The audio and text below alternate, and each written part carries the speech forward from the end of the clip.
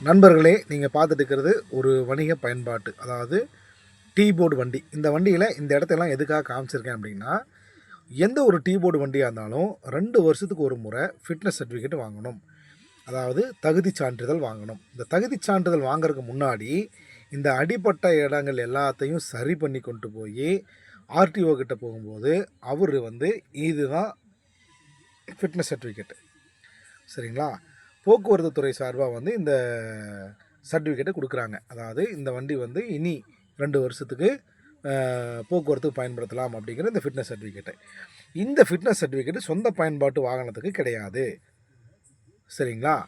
15 வருஷத்துக்கு ஒரு முறை நீங்கள் எஃப்சி காமிச்சா போதும். ஆனால் இந்த டீ போர்டு வண்டி 15 வருஷத்துக்குள்ளே 2 வருஷத்துக்கு ஒரு தடவை எஃப்சி காமிக்கணும்னா 15 வருஷத்துக்குள்ளே எத்தனை எஃப்சி காமிக்கணும்னு யோசிச்சு பாருங்கள், சரிங்களா?